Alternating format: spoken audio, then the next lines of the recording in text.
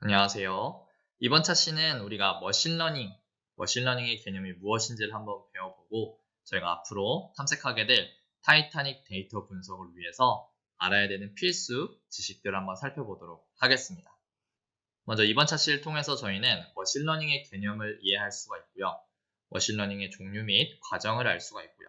그 다음에 기계학습과 관련된 기본적인 용어들을 살펴볼 수가 있겠습니다. 먼저 우리가 이제 머신러닝 그리고 인공지능, 딥러닝 이렇게 세 가지 단어들 여러분 많이 들어보셨을 텐데요. 세 가지가 이제 굉장히 많이 헷갈리실 거예요. 그래서 그 세 가지 단어에 대해서 제가 정립을 하고 수업을 진행하도록 하겠습니다.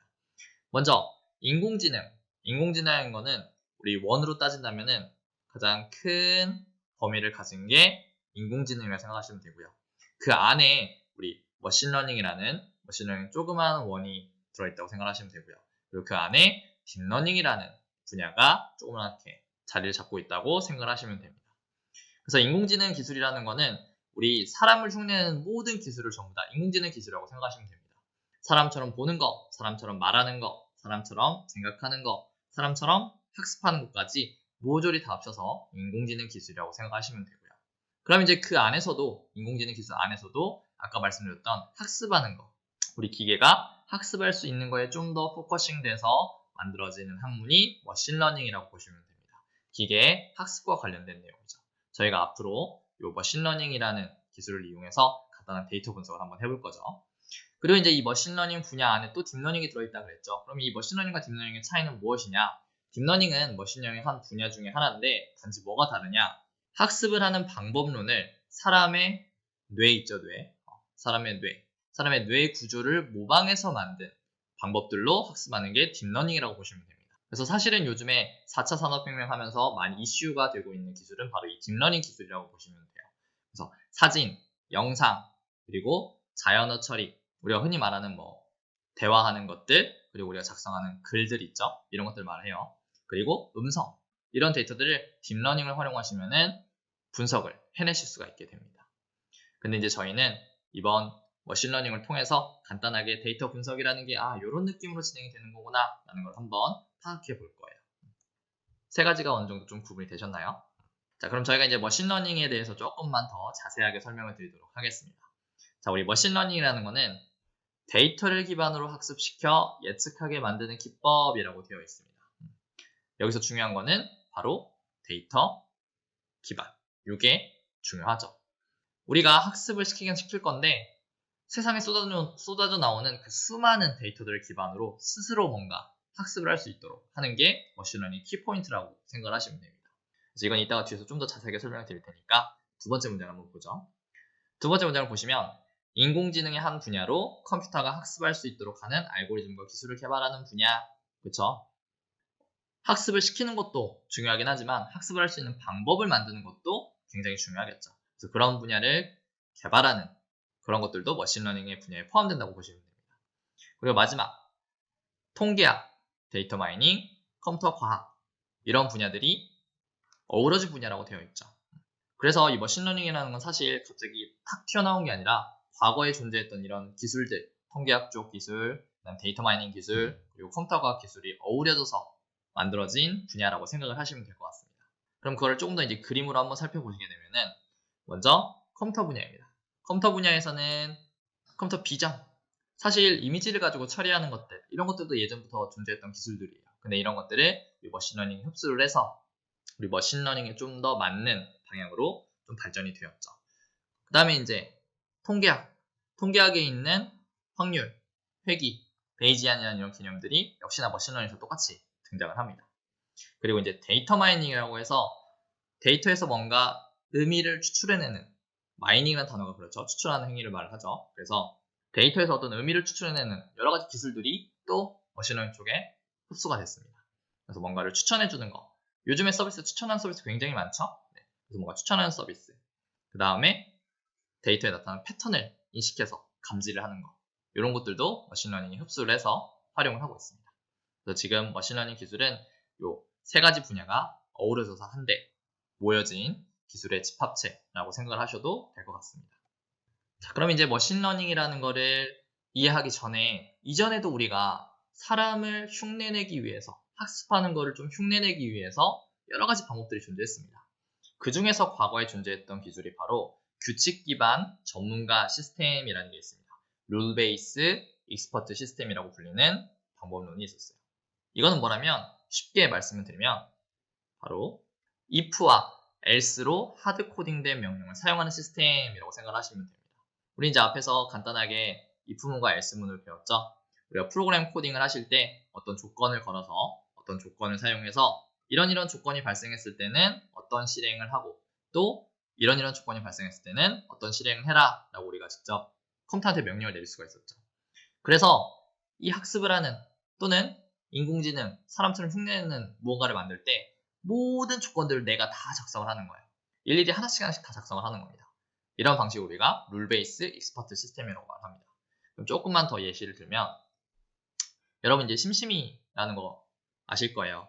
우리가 이제 채팅을 하면 그에 대한 응답을 주는 프로그램인데 얘를 보시면 심심아 고민이 있어. 저에게 말해보세요. 다 들어드릴게요 라고 대답을 합니다. 여자친구랑 100일인데 뭐 해줘야 좋아할까? 멋지게 헤어져 라고 이렇게 대답을 해주죠. 내가 만약에 심심이를 만든다고 가정을 해볼게요. 근데 이 심심이를 룰 베이스 익스퍼트 시스템으로 만든다고 가정을 해볼게요. 그러면 사용자가 입력할 것 같은 문장들 있죠? 첫 번째, 심심한 고민이 있어. 또는 여자친구랑 100일인데 뭐 해줘야 좋아할까? 이런 같은 모든 문장들 다 if문, else문을 이용해서 작성을 해놔야 됩니다. 즉, 사람이 어떤 말을 할지, 어떤 문장을 할지를 전부 고려해서 작성을 다 해놔야 돼요. 물론 이제 약간의 알고리즘을 넣어서 좀 그걸 간결화 시킬 수 있겠지만 사람이 무슨 말을 할지 모르니까 모든 질문에 대해서 응답을 다 만들어 놔야 됩니다. 사실 이게 거의 가능하다고는 볼 수는 없겠죠. 왜냐면 사람이라는 게 문장을 조합할 때 딱 정해진 문장으로만 조합하는 게 아니라 여러 가지 조합을 말을 할 거 아니에요. 그럼 그 모든 조합을 다 만들어서 내가 if else문을 다 등록을 해놓는다? 사실 말이 안 되겠죠. 그래서 우리 이제 익스퍼트, 룰 베이스 익스퍼트 시스템의 문제점은 이런 겁니다. 많은 상황에 대한 규칙을 모두 만들어낼 수 없다는 게 룰 베이스 익스퍼트 시스템의 문제점입니다. 그래서 또 예시로 들 수 있는 게 보시면 스팸 메일. 이게 스팸 메일인지 아닌지 판단하는 거. 스팸 메일이라는 거는 사실 광고성 메일 그리고 뭐 나한테 불필요한 정보를 주는 메일들이잖아요. 그럼 그 메일에 무슨 내용들이 들어가 있을지 모두 다 등록을 해놓을 수가 없습니다. 그 다음에 얼굴 인식 시스템. 우리 사람의 얼굴 인식하는 시스템을 만들 거예요. 근데 이 얼굴에 등장하는 특징들, 사람의 얼굴마다 등장하는 특징들을 모조리 다 등록을 해놓을 수는 없겠죠. 그래서 이런 익스퍼트, 룰 베이스 익스퍼트 시스템의 문제점은 많은 상황에 대한 규칙을 모두 만들어낼 수 없는 게 가장 큰 단점입니다. 그래서 이제 이 룰 베이스로 만드시게 되면은 우리가 만드는 프로그램 코드가 특정 작업에만 국한되는 그런 단점을 가지고 있고요. 또 이런 규칙을 설계하려면 그 분야에 대해서 굉장히 잘 알고 있어야 됩니다. 그 분야에 대해서 내가 지식이 좀 떨어지면 이런 조건들을 내가 직접 하나씩 다 모두 작성해가 굉장히 어려워지겠죠. 그래서 한계가 있는 시스템이라고 볼 수가 있어요. 물론 이제 그 한계를 어느 정도 감안하면 사람하고 비슷하게 뭔가 동작하는 것처럼 보일 수는 있겠죠. 그래서 저희가 이제 요즘에 말하는 머신러닝은 아까 말씀드렸죠? 데이터를 기반으로 학습을 하게 한다. 근데 학습을 어떻게 하게 할 거냐? 앞에 이제 그림을 보시게 되면은 저희가 모델이라고 불리는 게 있습니다. 모델. 그래서 이 모델은 우리가 흔히 학습을 하는 대상을 저희가 모델이라고 말합니다. 그래서 어떤 모델이 있을 때, 즉 학습하는 대상을 말을 합니다. 그리고 그 안에 알고리즘이라고 되어 있죠? 이거는 얘가 학습하는 방법이라고 생각하시면 돼요. 그럼 우리 머신러닝은 다양한 방법들이 있겠죠? 그래서 어떤 학습 방법을 가진 모델이 있습니다. 학습하는 놈이 있는데 얘한테 데이터를 넣어줍니다. 그리고 학습을 통해서 여기가 포인트죠. 스스로 규칙을 만들어내게 한다. 데이터를 기반으로 스스로 규칙을 찾아내게 하는 거예요. 우리 방금 전에 봤던 거하고 좀 비교가 되시나요? 룰 베이스 익스퍼트 시스템은 우리가 규칙을 하나씩 다 세워줘야 돼요. 그래서 아까 if문 같은 걸 이용해서 이런 경우에는 이런 응답이 나가. 또 이런 질문이 들어있을 때는 이런 응답이 나가. 그럼 모든 조건들을 내가 다 세워서 등록을 해놔야 됩니다. 근데 아까 말했듯이 그렇게 만들게 되면은 그 해당 분야의 전문가여야 되고 또 그보다 수많은 규칙들을 다 등록을 해놓을 수가 없어요. 그래서 저희는 데이터를 기반으로 스스로 그 안에서 규칙을 찾아서 학습을 하도록 만들어보자. 스스로 규칙을 찾는다라는 게 핵심이라고 생각하시면 될 것 같습니다. 물론 얘도 집어넣는 데이터에 맞춰서 그 안에서 규칙을 찾아내기 때문에 데이터가 한정적이라면 당연히 얘도 한정적인 모델이 되겠죠. 그래서 저희는 이런 머신러닝 할 때 데이터가 많으면 많을수록 더 다양한 사례와 더 다양한 데이터들이 많으면 많을수록 훨씬 더 잘 동작하는 모델을 만들 수 있다라고 보통 표현을 합니다. 그럼 이제 저희가 머신러닝의 개념을 한번 살펴봤어요. 데이터를 주고 그 데이터를 토대로 스스로 규칙을 학습할 수 있게 만들어주는 게 머신러닝이다. 과거에는 그런 걸 약간 사람처럼 동작하는 흉내내기 위해서 직접 우리가 규칙을 세웠지만 이제는 다르다. 이제는 규칙을 스스로 찾게 한다. 데이터를 기반으로 스스로 찾게 한다는 게 머신러닝입니다. 그럼 이번에는 머신러닝의 종류를 좀 한번 살펴볼게요. 우리 머신러닝 종류는 크게 3가지 정도로 저희가 분류를 합니다. 먼저 지도학습, 비지도학습, 강화학습 이렇게 3가지로 나누게 되는데 3가지의 차이점을 한번 살펴볼게요.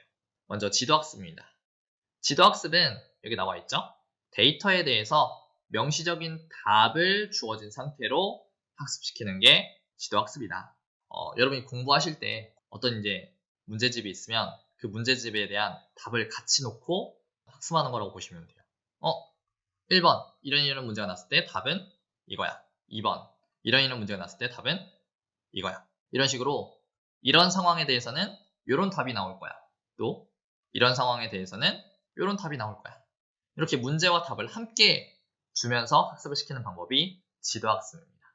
그래서 저희가 흔히 이제 머신러닝을 처음에 배우시게 되면은 많이 여러 가지 해보는 게 이런 지도학습을 많이 해보시게 돼요. 그리고 이런 지도학습도 크게 이제 또 종류가 나눠집니다. 분류와 회귀라는 2가지 방법으로 나뉘게 되는데 지도학습에서 이 분류와 회귀를 나누는 방법은 여러분들이 학습할 때 주어진 이 답이 있죠? 답이 어떤 종류냐에 따라서 분류냐 회귀로 판단해 볼 수가 있어요. 예를 들어서 내가 학습을 시킬 건데 그 답이 범주형 데이터야. 그러면 분류라고 생각을 하시면 되고요. 내가 학습을 시킬 때 답이 연속형 수치 데이터예요. 그러면 회귀라고 생각을 하시면 됩니다. 자, 그러면 이 범주형, 연속형 이건 우리 첫 시간에 한번 들어봤었죠. 그래서 범주형 데이터 같은 경우에는 주어진 카테고리 내에서 범위 내에서 나올 수 있는 것 이런 데이터를 우리가 범주형 데이터라고 말합니다. 그래서 주로 이제 대표적으로 말할 수 있는 게 혈액형 같은 게 범주형 데이터죠. 혈액형은 나올 수 있는 게 한정적이에요. A, B, O, AB 이 4가지 중에 하나가 나오는 게 일반적이죠. 그래서 이런 데이터들은 범주형 데이터입니다. 딱 정해진 값들이 있고 그 중에 한 개가 나올 수가 있어요. 그리고 그 사이 값은 보통 없는 게 특징입니다. 그럼 우리 연속형 데이터는 우리가 흔히 생각하는 데이터들입니다. 예를 들면 키, 몸무게 이런 데이터들이 연속형 데이터겠죠. 그러면 키 같은 경우에는 뭐 171, 175, 177.7 몸무게도 마찬가지죠. 68.5, 69.1 뭐 이런 식으로 연속적인 숫자들이 나올 수 있죠. 그래서 내가 학습시킬 때 이 답이 범주형이냐 연속형이냐를 보고 분류와 회귀로 생각을 해볼 수가 있습니다. 자, 그러면 여러분들이 어떤 데이터를 좀 맞추면은 분류가 되고 회귀가 되는지 좀 예시를 한번 들어볼게요. 예를 들면 스팸 메일을 판단하는 거 이런 거는 우리가 분류 문제로 생각할 수가 있습니다. 왜냐? 어떤 글이 들어오면 이게 스팸 메일이다. 동그라미. 스팸 메일이 아니다. 답이 정해져 있죠. 그래서 스팸 메일이면 동그라미, 스팸 메일 아니면 X. 둘 중에 하나입니다. 스팸 메일인 것 같은데? 나는 약간 그런 애매한 거는 사실 없잖아요. 스팸 메일이다? 아니다. 둘 중에 하나를 예측하게 하는 거니까 이거는 지도학습 중에서도 분류의 지도학습이라고 생각하시면 됩니다. 그럼 스팸 메일 분류를 시키려면 여러분이 이제 데이터를 많이 모아야겠죠? 이런 메일은 스팸 메일이야. 하나 모으고요. 그 다음에 또 하나 모아요. 이런 메일은 스팸 메일이야.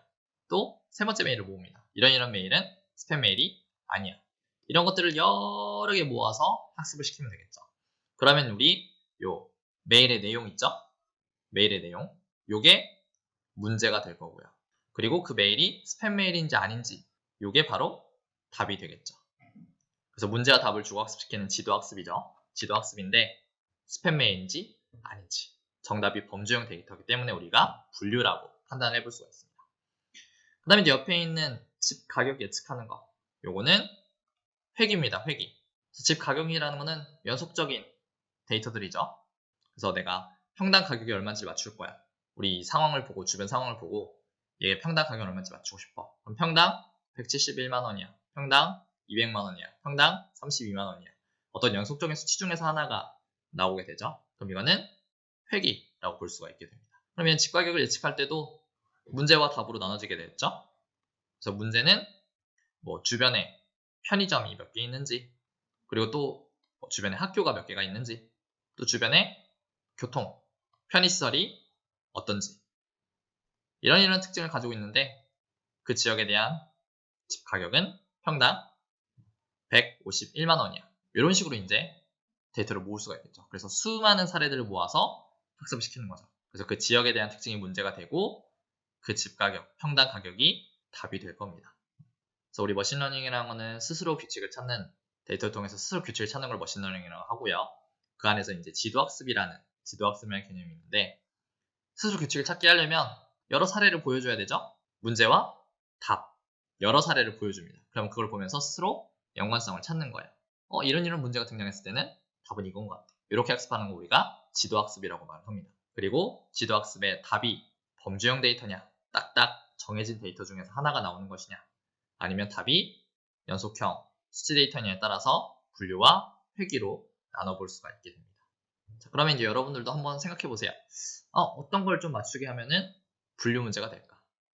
또 어떤 걸 맞추면 회귀 문제가 될까? 그럼 고민 한번 해보세요. 그리고 한 가지 문제 하나 드려볼게요. 그러면 우리 성적을 맞추는 것은 과연 분류 문제일까요? 회귀 문제일까요? 학생의 성적을 맞추는 겁니다. 여러분의 성적을 맞추거나 누군가 아무튼 나랑 같이 다니는 친구들의 성적을 맞춘다든지 어떤 학생의 성적을 맞출 거야. 그럼 이거는 분류일까? 회귀일까? 한번 고민해 보세요.